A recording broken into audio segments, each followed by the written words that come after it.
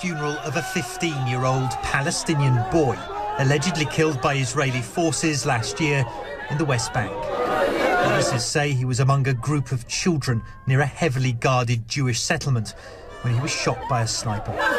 Israel says it's investigating what happened, but it's exactly this kind of tragedy the latest Amnesty International report says underlines a callous disregard for human life by what it calls trigger-happy Israeli forces. The key concern that Amnesty International documents in this report is what we believe to be reckless use of force by Israeli army and police, particularly against Palestinian demonstrators in the occupied West Bank. It's a common scene in the West Bank, clashes between Israeli forces and Palestinian protesters. Amnesty says Israel's use of tear gas and rubber bullets has left more than 8,000 Palestinians injured since 2011, including 1,500 children.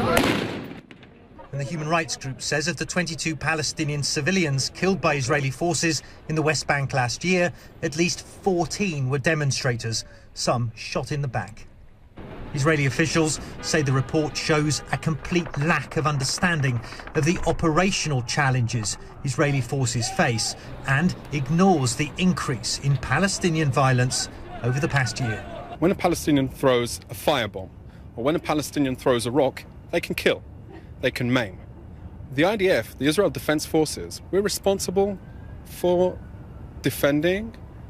we're charged with defending the civilians that travel the roads. 2,500 rocks were thrown at Israeli civilians traveling the roads in 2013.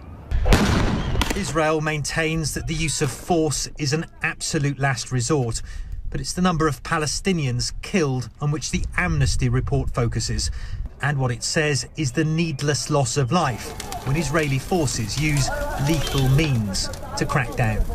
Matthew Chance, CNN Jerusalem.